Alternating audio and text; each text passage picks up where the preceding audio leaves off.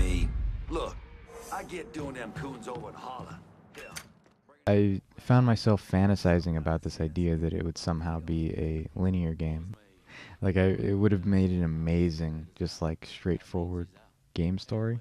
Yeah. Um, And they give you a taste of that right at the start, right? And it's such a strong taste. mhm. The way that the game opens up, you're doing this breaking into that bank, right? And then it's just story cutscene after cutscene and well orchestrated missions, back to back. And then when you get thrust into the open world, like I remember thinking the first time you have those missions to deal with like the mob bosses in the district, right? And how you have to go one after the other. And then you have those little mini missions to find where the mob bosses are. I remember thinking, oh, there's no way this is going to be how the whole game is. Mhm. Like this has to just be this district. Right. And then it ended up being all the districts. You're kind of doing the same thing Yeah. over and over. And it's something that wouldn't be a problem if it was handled as an optional thing. But so much of it is there's this loop of like you have to do a certain number of side missions between every single mission. And it's like it's like an errand. Yeah. Um, Some of the disappointment with that, I imagine, has to do with the fact that you and I were trying to play the game in order to review it. Yeah. Right? Because there was a bit of a rush. In going through the missions, the times that I enjoyed it the most was probably when I took my time mhm. running through, and like I treated each mission like almost like a hitman type mission, where I'm going in and I'm scoping out the area and I'm marking enemies and being real stealthy. And those times I was starting to really enjoy it Mhm. a bit. But that's a really slow way to go through the game. Mhm. And there's so many missions that it's that itch to move on just keeps scratching away, right? Well, yeah, because it's like you have those moments, and I definitely remember exactly that. Like those moments where you feel like you have all the time in the world, and you can just scout around an area and really get to know it, and take out everybody without anybody seeing you, or even if they do see you, you know exactly the layout of the land, so you know where the cover is, and it feels amazing when you can take your time and appreciate any of the side missions because to their credit, they are. They're super well designed. Like they're levels in and of themselves. Yeah, I enjoyed. I was talking to you about this before, Mhm. while we were both playing it. I really enjoyed just looking at the environments, Mhm. because this is a fake New Orleans that they have going on. But they put a ton of detail in each of the districts, and each of the 9 or so districts are fairly distinct. A lot of unique textures and unique artwork in places, like when you look at the walls and just even there's so many interiors in this game, Yeah. right? And I was actually really impressed by how much variety within those interiors there were. I remember a time when just having a couple interiors in like a GTA type game was a pretty big deal. Mhm. So it's pretty strange walking around an equally large area. This game has a huge map, right? Just as large as some of the previous GTAs and other open world games, Mhm. and yet they have a ton of interiors all over the place. Yeah. It's just too bad that you're doing the same thing within so many of those interiors. Mhm. Or that you're doing the same thing in a situation where you know that that's not what you want to be doing. Because like if you think about Grand Theft Auto, for all of its strengths, one of the ones that's easy to take for granted is that the side content that's there is actually not required to do. Like I almost never do any of the like taxi side jobs or whatever in Yeah. Grand Theft Auto games. But if you wanted to, they're there. And it's like this amazing difference between a game that requires you to do these things and a game that's like holding your hand and telling you like, no, just do it for a second. I know you already did it, but you have to do it again. And this game teases out a structure as if it's going to give you more shortcuts than it does. Right. Right? Early on, they have this thing where it's you do like 2 or 3 of the sub missions, and then it'll say you can skip ahead, and you've already tracked down the boss's location, so you can go ahead and do that. And at first, that pops up pretty quick. But as it goes on, and you're doing more and more districts, I felt like I was essentially doing the entire district Mhm. before getting that quote unquote shortcut, right? Yeah. Which is really a big disappointment. I think that was kind of bad decision. They should have made that, if they were going to have a shortcut, they should have had it consistently early. Yeah. It's because the game is otherwise so fast-paced. Yeah, and I think some of the problem is not just mission variety. I don't mind doing like a whole bunch of stealth missions back to back and stuff, and having like a similar structure of, like a Far Cry kind of thing where you're scouting ahead and then going in. I don't mind that. But the best part about this game was definitely the storytelling and the dialogue that they had, and they just didn't have a lot of that for each of the missions. Yeah. They had a little bit of like kind of stilted dialogue in those moments, but they weren't a lot. Yeah, you would have where the two characters are just standing still and just kind of talking past each other almost. Whereas like what made the beginning of the game so strong, which was a pretty good beginning, right? Like it was like a 6-7 hour, really, really well put together story at the very start of the game, where they're introducing this character who's totally unique in video games, like this mixed race Vietnam vet type character who's dealing with like a 60s era racism and all the consequences therein. And then it's like all of that is building, and you're thinking, okay, this game is going to be so powerful through and through. But then when you're doing these districts and you're essentially doing side quests that are main quests, right, because you have to do them, they don't have a lot of story to back it up. I mean, if they had put more time into, like, they could have had me doing the exact same things, right, all the same missions, but just have context, more context than what there was, right? Like, it would be really cool if, like, when I walked into a building and I was going to scope the place out, if I knew more of a background of what was going on there and like how it was affecting people. Like very early on in the first district, I think you go into this big nightclub type place and there's all these prostitutes that you're freeing. And I thought even something as simple as that, as like going into the rooms and unlocking the doors and letting them out, like even something as that small was more story than I think most of them had. And finding in those rooms these little notes that talked about, like, what these girls were trying to say to each other and everything, behind their bosses' backs and stuff. Yeah, and I thought that was going to be how the whole game would potentially be, right? And I would have been more okay with that. But those notes are few and far between, as you know, and like those types of moments where they add in something new into these areas is also few and far between. And it's really too bad, because I think we have a game that is so close to being great. Yeah. Right? What did you like the moment to moment stuff, right? I mean, yeah, I liked the action. It was more of a psychological problem of being kind of tired of it, but the game it's a mainstream game that tackles issues without making them into some sort of parable. And that's amazing. I mean, I can't think of a lot of examples of that. Yeah. So this game is great just in that respect. It's like, it's a unique game, and it nails so much of what it tries. It just kind of, it focuses a little too much on the side stuff, but otherwise, like, it's incredible. Yeah, the strongest thing about it is the characters, right? And so I think we both would have liked more of that throughout. And this character, I mean, what makes it so interesting, it's not just that, for one thing, it is rare to play a mixed race protagonist, right? But that in and of itself is not what makes this character interesting. I think the most interesting thing about him is that he's a former Vietnam War vet, right? Who comes back and has essentially been conformed into this mentality of war and how to deal with war. Like he learns psychological warfare, right? They talk about that with him and his squad mate.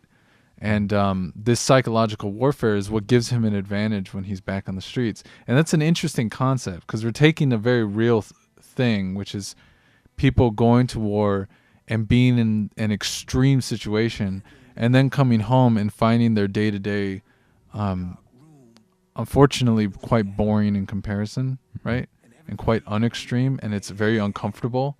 And there's a certain degree of like PTSD that lingers, and they have to find a relief for that. And then you have this character who's surrounded by people trying to gain power in this crime syndicate, And he goes out, and what was interesting how they set up this game, unlike most games where you're building your way up and gaining more and more power, he's gaining these districts and then giving them up to different people, right? And he's not really reaping the rewards of power. It seems more like a type of character who just needs to get something out, right? Like he needs to have another mission, so he just keeps artificially building up these missions, and they have this other character who he contrasts to, that priest guy, right, who also went to war and went in a totally different direction. Right. He's like all peaceful. Yeah, he's peaceful because he's struggling in a different way, and his outlet is something else. But he clearly, like, in the conversations that you get to experience with him, he's going through the same thing too. You know, it's not that he is somehow suffered less. You know, so that was a really interesting dichotomy, kind of. Yeah, it's like they're both trying to solve the same problem, but they go about it in totally different ways. And your character is such a extreme version of how to deal with these sorts of things. Like I found the brutality of the game actually in line with the story. Usually that's the opposite with video games. Like usually games are more violent than maybe their story. Like you'll be playing this superhero kind of guy, this really charming fella, and then suddenly he shoots people in the head, and it's like totally in contrast and kind of weird. Yeah.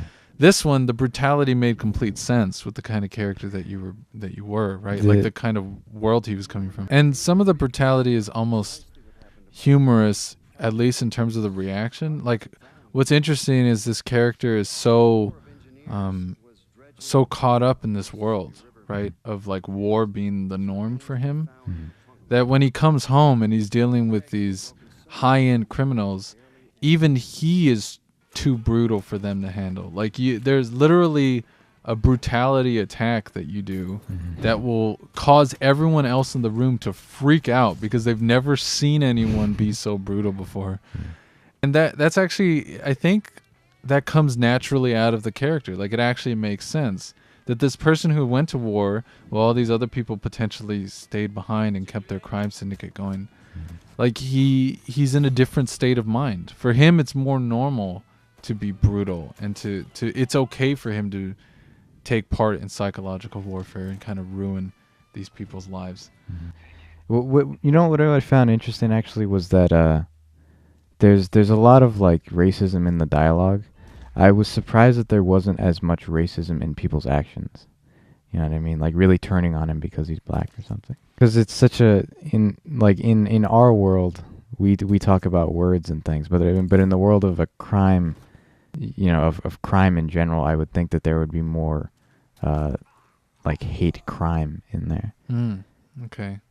Yeah, like directly onto your character. Like one of the things that I found interesting is there would be these stores that say whites only, right, on the window, and yet my character could walk in and he would just kind of get told to leave, which is a reminder of racism, right, to the player. Like it's reminding the player that this existed, but at the same time it's a really tame version of it, or manifestation of it.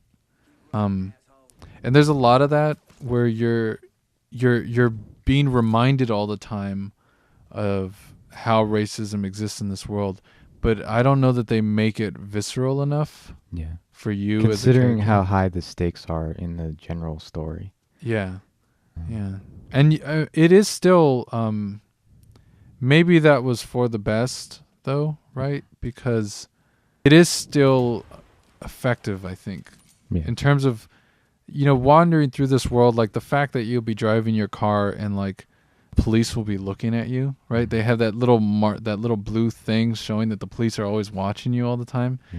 And it's not explicit that it's because you're black, but it's implied that, you know, because you're black you're being watched more than most. They have this thing where if you do a crime in certain areas, the police will show up faster, like if you're in a white area than if you're in a black. So all these little things that they kind of sneak in.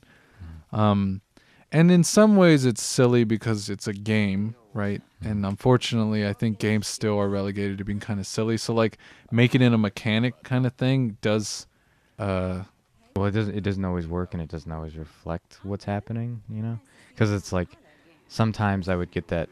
Well, pretty much every time I got the blue little marker showing that the police are watching you, it always seemed like it was because I'm an insane driver. not because I'm black, you know, because I had never really followed the traffic rules or anything. Yeah. So it's like the mechanic might have a theme behind it, but it won't always reflect like what they expect the character to be doing. Where I did get more from those elements, though, is in conversations that you have with people. I don't know if you did all of the. There are actual side quests that really, really don't have to do with the main storyline, and in some of those you meet these other characters who are from, like, there's one guy associated with Cuba, and then there's like the daughter of the Burke character, and when you speak to these people, you hear stories about their experiences, and those are less. I mean, some of them are racially tinged, but some of them are just dealing with America and being a foreigner and having to deal with like how people react to foreigners. And I found that stuff really interesting, which is why I really wanted more of that, right? Like I wanted to meet more and more characters, and to have more of that stuff actually affect the gameplay. Like I said, it would have been really cool if when you go to these missions, there was a lot more context around what you're doing. I would have liked less missions. I feel like the game would have actually been more enjoyable. Yeah. Well, it would have brought the percentage to a higher ratio. There would have been a higher percentage of just like really well crafted stuff. It's not even that they needed more; they have plenty, but they just needed to kind of like fix the ratio a little bit. Yeah, and when the missions were well designed, they were really exciting. I think like there's a few key missions that you go to where the interior will be fully fleshed out, right? Like when you go to that old circus place, and it's like a full thought out mission. It's like a single player mission and some regular action adventure. And it's like, oh man, this is amazing for an open world game. And it's like, I would have liked them to do less work in variety and more work in just having those types of missions. And maybe that makes the game more linear, which interestingly enough is how Mafia 2 was. Mafia 2 was a much more linear game, and maybe they were responding to that, right? Trying to make it open world because maybe people complained about how linear the previous game was.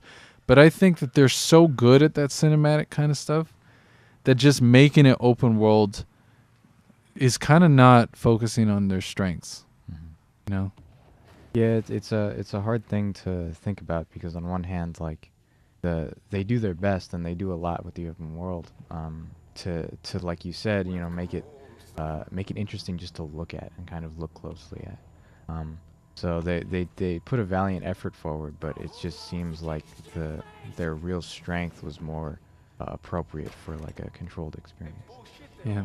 So overall, did you like having played it? Like, what's your basic thought of it? I think it's really memorable. I think it flashes in my head even, you know, a week after finishing it. I think it's an important game, and probably a few years down the line we're gonna see games that are inspired by it in a big way. It's gonna be if not people's game of the year or something, it's at least gonna be something that matters to people because it's about a lot of things and it's about them very well. It's not just a story about race. It's not just a fable about race. It's about America and it's about that time. Yeah. So that's really great. Yeah, it is memorable. I think it stands out from the pack quite substantially. And the main character is such a strong one that I think like I kind of miss that character in a weird way. Yeah. Having finished it. And the faults that this game has are so gamey. Like the things that holds it back are very gameplay based, right? But the experience of it is actually quite remarkable, and I think it would be a shame to miss out on this game, especially if you have a lot of time, because it actually is conducive to a long time, right? Like if you're going to be really patient and play it very slowly, I think it could actually be a really nice experience. And I think if you have a lot of time, it's completely worth it to really fall into this world, because there's a lot of detail, and just wandering around can be really enjoyable, or at least enlightening to a certain degree. So I'm glad that we played it. Your review is up and people can check that out. It's only a few minutes and they can get a quick summation of your thoughts. Yep. But yeah, I think people should check it out. Yeah. Thanks for listening. Yeah, you've been listening to Games That May Concern. Please like and subscribe. And let us know what you think in the comments. Yeah, thank you.